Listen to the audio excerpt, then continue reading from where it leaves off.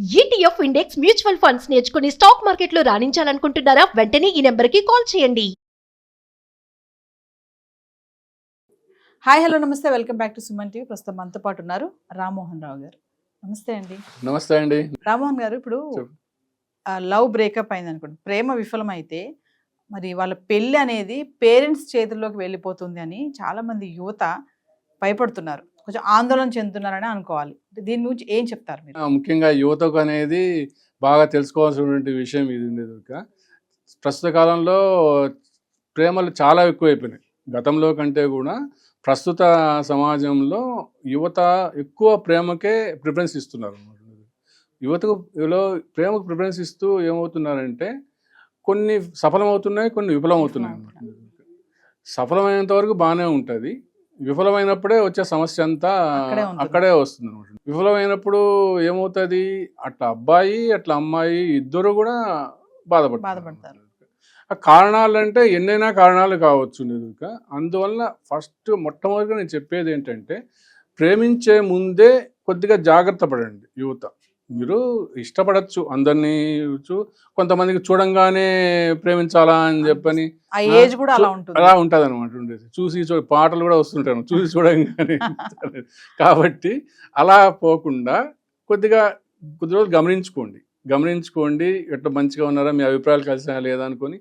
తర్వాత ఒకవేళ మేము పెళ్లి చేసుకుంటే ఎట్లా ఉంటుంది మా జీవితం అనేది అని కూడా ముందే బ్యారేజ్ చూసుకోండి. ఉండేది ఏమంటే ఇక్కడ ఎన్నో ఫ్యాక్టర్స్ వస్తాయండి. ఉండేది ఈ ప్రేమ సక్సెస్ చేసుకోవడానికి కానీ, ప్రేమ ముందుకు వెళ్ళడానికి కానీ ఎన్నో ఫ్యాక్టర్స్ వస్తాయి. వాళ్ళ ఫ్యామిలీ బ్యాక్గ్రౌండ్స్ ఉంటాయి ముఖ్యంగా. ఉండేది ఇద్దరు ఫ్యామిలీ బ్యాక్గ్రౌండ్స్, అమ్మాయి ఫ్యామిలీ బ్యాక్గ్రౌండ్ బాగుండి అబ్బాయి బ్యాక్గ్రౌండ్ పూర్గా ఉంటే ఖచ్చితంగా వాళ్ళు ఒప్పుకోరు. ఉండేది అలా విధంగా ఇక్కడే అబ్బాయి హై సొసైటీలో ఉండే అమ్మాయి లేకపోతే కానీ వాళ్ళు, ఎందుకంటే ప్రస్తుతంలో మా అబ్బాయికి అరేంజ్మెంట్ చేస్తే నాకు ఇంత కట్నం వచ్చి అంత కట్నం వచ్చేది, ప్రిస్టేజ్. కట్నం అని అనకూడదు అనుకోండి. ఇప్పుడు వేరే లాభాలు ఉంటాయి అని చెప్పి అనుకోవాలన్నమాట, కట్నం గురించి కాకుండా. కానీ అట్లా ఉండేది, మాకు ఆ పెద్ద సంబంధం వచ్చేది అనే దాంట్లో పోతున్నారు అనమాట. కాబట్టి ముందే మీరు ఎట్లా ఉంటుంది వాళ్ళు మా ఫ్యామిలీకి వస్తే, ముఖ్యంగా ఏంటంటే అమ్మాయిలు పెళ్ళైన తర్వాత వీళ్ళతో ఉండేది మన ఇప్పుడు ప్రస్తుత సమాజం. కానీ వాళ్ళ పాటికి వాళ్ళు జాబ్ చేసుకొని వెళ్ళిపోతారు, అది వేరే విషయం అనుకోండి.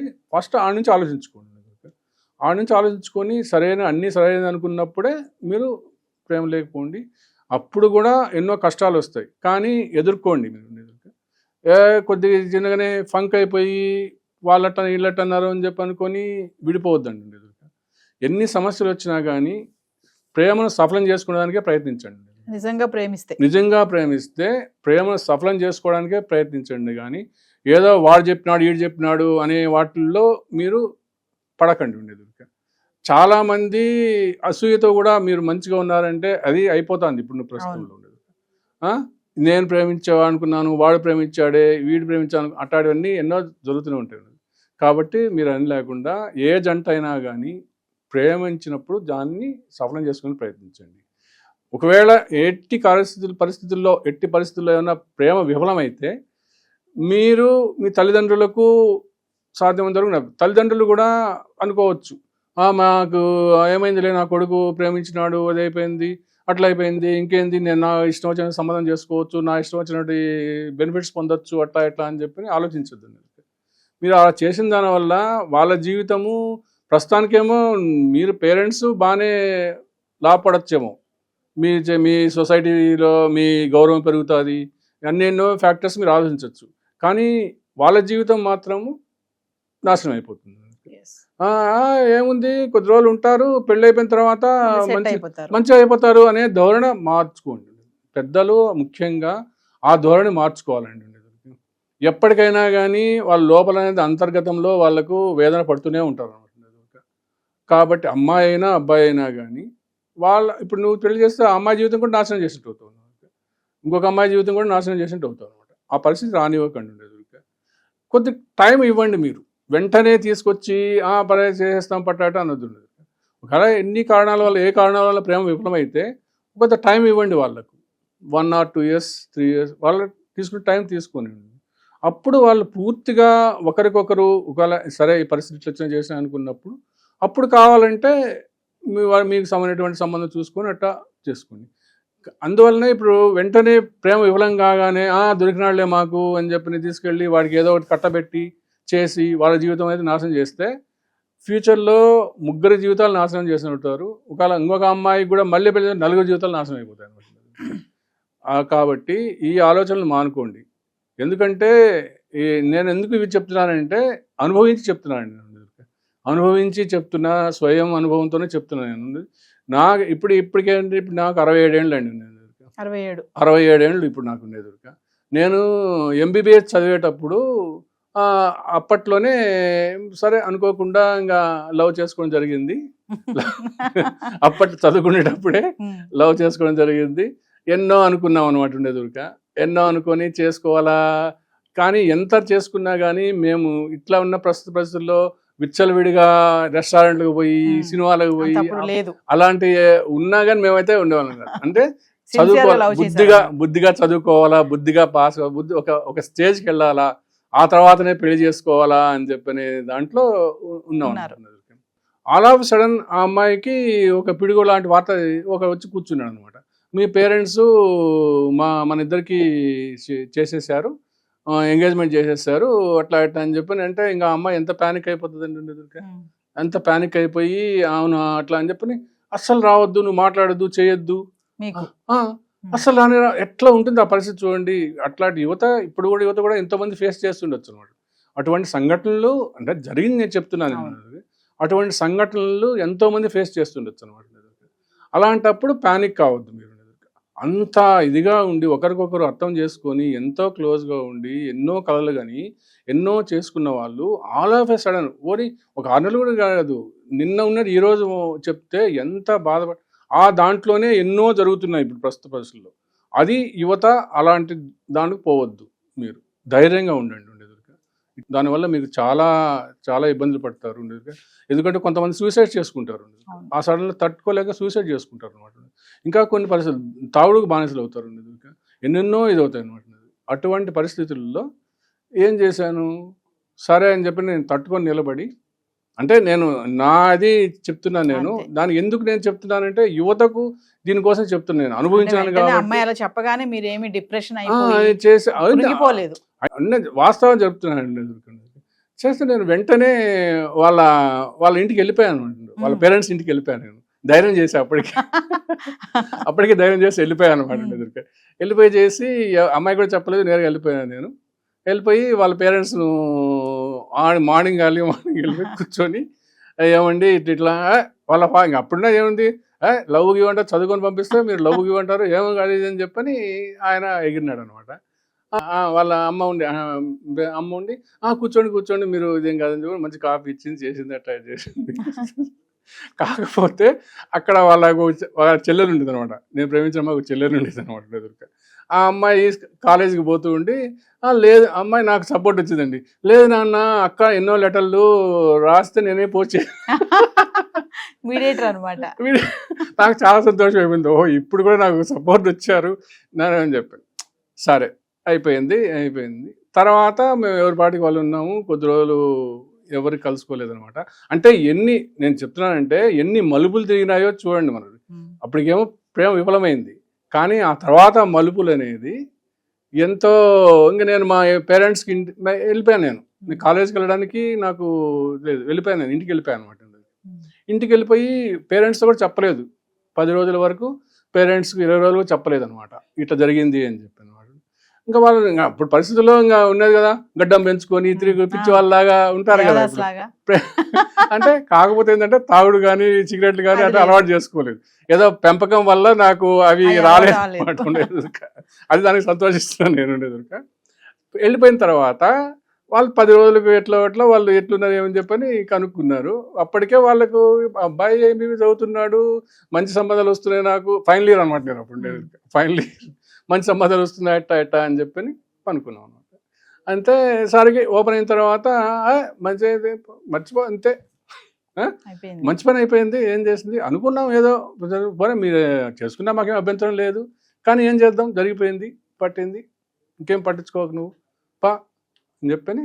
నాకేంటి అప్పట్లో ఈ అమ్మాయి కంటే అందమైన అమ్మాయిని పెళ్లి చేసుకోవాలా, నన్ను వాళ్ళు ఎవరో వచ్చారని చెప్పని నన్ను కాదని చెప్పని వెళ్ళిపోయిందే, ఈ అమ్మాయి కంటే మంచి అమ్మాయిని పెళ్లి చేసుకోవాలా అని చెప్పి సరే వెళ్ళండి ఎతకంటే నేనే చెప్పాను.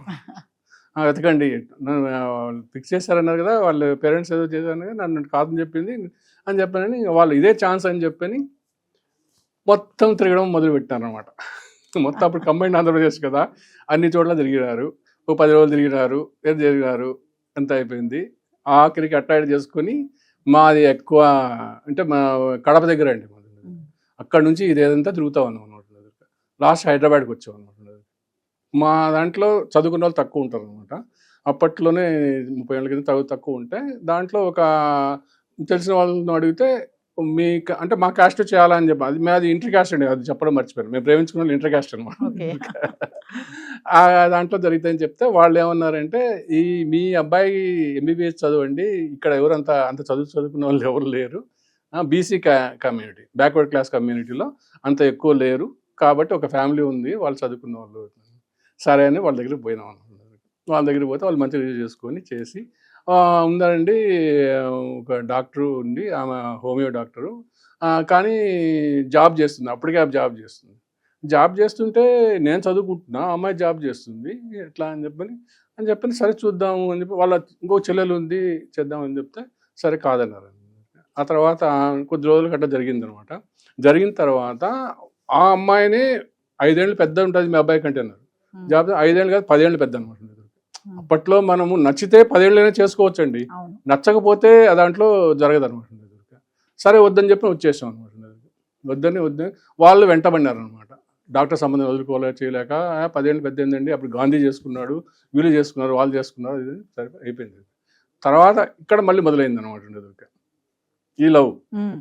వచ్చేసిన తర్వాత మా ఫ్రెండ్ వాళ్ళ మ్యారేజ్ ఒకటి కడపలో జరుగుతుంది అనమాట.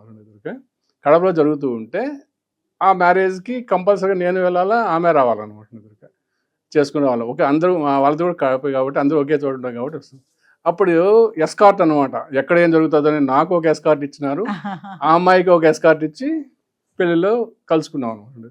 ఇక్కడే జరుగుతుంది అనమాట, సినిమాల లాగా జరిగింది అనమాట. ఇక్కడే జరిగే విషయం జరిగితే పెళ్ళి అయిపోయింది. పెళ్ళి అయిపోయిన తర్వాత కింద భోజనాలు పెట్టేవాళ్ళు అనమాట. కింద భోజనాలు పెట్టేసిస్తే కూర్చొని ఉంటే ఆమె లడ్లు తీసుకుని అందరూ పెట్టుకుంటూ వచ్చి నా దగ్గరికి వచ్చి, కాలేజ్ ఎగ్గొట్టి ఎన్ని రోజులు ఉంటావు, ఎన్ని రోజులు తిరుగుతావు నువ్వు, కాలేజ్ ఎగ్గొట్టి ఎన్ని రోజులు తిరుగుతావు, కాలేజీకి రా, రేపు అయిపోయింది పెళ్ళి అయిపోయినాక రా కాలేజీకి అని చెప్పి అంటే లడ్డు కావాలా నాయన అట్ట పెట్టి వెళ్ళిపోయిన తర్వాత సరే అయిపోయిన తర్వాత మళ్ళీ కాలేజీకి వెళ్ళినాము. కాలేజీకి వెళ్ళిపోయిన తర్వాత అప్పుడు మాకు ల్యాండ్లైన్ ఫోన్లు అనమాట, సెల్ ఫోన్ లేవు. ల్యాండ్లైన్ ఫోన్లో ఒకసారి ఫోన్ చేసింది, ఒకసారి వచ్చిపోతావా అని చెప్పింది. వెళ్ళిన తర్వాత బోర్ను పట్టుకొని ఏడ్ చేసింది అనమాట. లేదు మా పేరెంట్స్ వాళ్ళు అతను మిస్లీడ్ చేశాడు, మా పేరెంట్స్ కన్ఫర్మ్ చేశారు, నువ్వు చదువుకో, ఇవన్నీ అట్లా లవ్ వాడు ఎవడో వచ్చి మిమ్మల్ని జస్ట్ డిస్టర్బ్ చేశాడు, మీకు ఎటేం చేయాలి, కానీ ఇట్లా కనుక చదువుకో అని చెప్పనేసి అందువల్ల మళ్ళీ మనము కలిసి ఉందాము, చేద్దాము, మళ్ళీ పెళ్లి చేసుకుందాం, మనం చదువుకు అయిపోయిన తర్వాత పెళ్లి చేసుకుందాము అని చెప్పని మళ్ళీ వచ్చింది. సరే అదే కావాల్సింది కదా మనకుండే దొరిక, అట్లా అని చెప్పి జరిగిపోతే అక్కడేమో పేరెంట్స్ వాళ్ళు ఇక్కడ హైదరాబాద్లో ఉండే వాళ్ళు 10 ఏళ్ళు పెద్ద వాళ్ళు ఫోన్ల మీద ఫోన్లు ఫోన్ చేసి ఎట్టో కూడా చివరికి అనేది వాళ్ళు రాండి మీ చిన్నమ్మాయిని అడిగారు కదా, మీ చిన్నమ్మాయిని చూస్తాము అట్లా ఇట్లా అని చెప్పని పిలిచారు అనమాట. పిలిస్తే సరే అని చెప్పని ఊరికే ఇట్లా అంటున్నారు అని చెప్పి ఏమైతే సరే వెళ్ళిరా అని చెప్పని చెప్పానంటే అక్కడికి వెళ్ళిన తర్వాత లేదు చిన్నమ్మాయి కాదు పెద్ద అమ్మాయి కానీ మళ్ళీ వాళ్ళు ప్లేట్ రాయించాను. సరే అని చెప్పి నేను ఉండకుండా వచ్చేసాను అనమాట. వచ్చేసిన తర్వాత ఇక్కడికి వచ్చిన తర్వాత కర్నూలుకు చదువుతున్నాను. కర్నూలుకి వచ్చిన తర్వాత మా పేరెంట్స్ కూడా మళ్ళీ హైదరాబాద్ నుంచి కర్నూలుకి వచ్చారు. నువ్వు ఎందుకు వచ్చేసావు, ఏదో ఉండదు అది, లేదు ఇట్లా జరుగుతుంది, మేము మళ్ళీ కలుసుకుందాము, మేము మళ్ళీ చేసుకోవాలనుకున్నాము అట్లా అని చెప్పానంటే సరే అయితే మేము ఇప్పటికి ఒప్పుకుంటాం, ఆ అమ్మాయిని రమ్మను పిలుచుకొని చెప్పని ఆ అమ్మాయిని పోయి మేము పిలుచుకొని, లేదు నేను పొరపాటు అయిపోయింది, నేను ఈయన తప్ప ఇంకెవరిని చేసుకోను, మాకు ఎగ్జామ్స్ అయిపోయిన తర్వాత చేసుకుంటాం అట్లా ఇట్లా అని చెప్పి అన్న తర్వాత సరే మంచిదే అని చెప్పని సరే మీ ఫాదర్ని ఒక లెటర్ నువ్వు కనుక్కొని ఒక లెటర్ రాయమ్మా మాకు, అది మాకు సంతోషంగా ఉంటుంది, ఒక లెటర్ రాయి మాకు సంతోషంగా ఉంటుంది అని చెప్పింది అనమాట. చెప్తే సరేలే నాకు అంతకంత సంతోషం అని చెప్పని వాళ్ళని అప్పటికే అత్తామామలు అని చెప్పిన కాళ్ళు ముక్కడము చేయడం అంతా అనుకొని నాకు చాలా సంతోషంగా ఉంది అట్లా ఇట్లా అనుకోవడం చేయడం జరిగిపోయింది. సెటకేళ్ళకి ఆమెను పెళ్లి చేసుకున్నారు. చెప్తా ఇంకా అప్పుడేం కాదు ఉండేది ఊరిక, పెళ్లి చేసుకునేది కాదు, ఇంకా ఉన్నాయి దాంట్లో ఎన్నో టిస్టులు ఉన్నాయి, అన్ని మధ్యలో నేను స్కిప్ చేశాను నేను ఉండేది. వెళ్ళిపోయి 1 వీక్లో లెటర్ రాయమ్మా, మీరు అట్లా చదువుకున్న తర్వాత అంత అయిపోయిన తర్వాత మేము దగ్గర ఉండి చేస్తాంలేండి అది అని చెప్పి వెళ్ళిపోయారు. వెళ్ళిపోతే తనేమో వాళ్ళ ఇంటికి వెళ్ళింది. ఇంటికి వెళ్ళిన తర్వాత వాళ్ళ ఫాదరు వాళ్ళంతా లేదు ఖచ్చితంగా లేదు, నువ్వు చేసుకుంటే నేను చచ్చిపోతా, ఆ తర్వాత నేను ఉరేసుకొని చచ్చిపోతా, ఆ తర్వాత కావాలంటే నువ్వు చేసుకో, పట్టుకో అట్లా ఇట్లా అని చెప్పి చెప్పడం జరిగింది. సరే వాళ్ళ అమ్మని పిలుచుకొని వచ్చినాం. నా దగ్గరికి పిలుచుకొని వచ్చి లేదులే బాబు మీరు చదువుకోండి, చదువుకున్న తర్వాత ఇంకా మిగతా 2 ఆడపిల్లలు పెళ్లి చేయాలా, నేను చేసిన తర్వాత మళ్ళీ ఆ తర్వాత మిమ్మల్ని నెమ్మదిగా ఆయన కన్విన్స్ చేసి మీ ఇద్దరికి చేస్తాలేండి అట్లా ఇట్లా అని చెప్పేది. చేస్తా అని చెప్తే ఈ అమ్మాయి ఏం చెప్పిందంటే లేదు వాళ్ళంతా కథలు చెప్తున్నారు ఊరిక, అది అయ్యే పని కాదులే, ఉండేది కాదు, మా నాన్న కరెక్ట్గా చెప్పేసాడు, నేను ఎట్టి బస్సులో ఒప్పుకోను, నేను చచ్చిపోతా, కావాలంటే ఆ తర్వాత మీరు పోయి పెళ్లి చేసుకోండి అని చెప్పి అన్నాడు. ఇట్టటి పరిస్థితుల్లో ఇంకా నేను చేయలేనులే, ఇంకెందుకు ఆమె ఏదో నిన్ను ఊరిక మభ్యపెట్టడానికి చెప్తుంది, 4-5 ఏళ్ళు ఉండండి, పీజీ చేసుకోండి అది ఇది అని చెప్తాంది, అది జరిగేది కాదు అట్లా ఇట్లా అని చెప్పని ఆమె చెప్పి అప్పట్లో సినిమా డైలాగ్ లాగా నాకు ఏదన్నా అయితే నువ్వే వచ్చి నాకు అన్నీ చేసి నువ్వు చెయ్యి అది ఇది అని చెప్పి ఆ సినిమా డైలాగ్ కూడా కొట్టేసి వెళ్ళిపోయినా. వెళ్ళిపోయిన తర్వాత ఇంకా మా వాళ్ళకు మా పేరెంట్స్కి అవకాశం దొరికింది అనమాట. ఇంకా 2వ అవకాశం ఇచ్చినా కానీ ఇది చేయలేదు, ఆ అవకాశాన్ని కూడా చేసుకోలేదు. ఇంకా ఎన్నిసార్లు అని ఉంటావు, ఇంకా మేము చెప్పినట్టు వినేసేసేసి పెద్ద నాకంటే 10 ఏళ్ళు పెద్ద అన్న వాళ్ళనే ఒప్పుకోను వద్దు అని అంటే లేదు. ఎందుకంటే పేరెంట్స్కి ఏం ఆలోచించారు, ఓహో వాళ్ళది మంచి సంబంధము, ఇంకా మాకు ఒక 2-3 చెల్లెళ్ళు ఉన్నారు పెళ్లి కావాల్సిన వాళ్ళకు 2 తమ్ముళ్ళు ఉన్నారనమాట. అంటే మా ప్రబోధులు ఉన్న వాళ్ళు మా ఫాదర్ని ఏం పెట్టారంటే మీ అబ్బాయి చేసుకున్నాడు అనుకో 10 ఏళ్ళు అట్ట అయితే ఏముంది, ఇంకా మా 2 తమ్ముళ్ళని మీ 2 కూతుర్ని ఇచ్చేస్తాను, హైదరాబాద్ నవాబుని చేసేస్తాను మీ కొడుకును అని చెప్పని వాళ్ళ పెద్దన్న ఉండేవాడు అనమాట.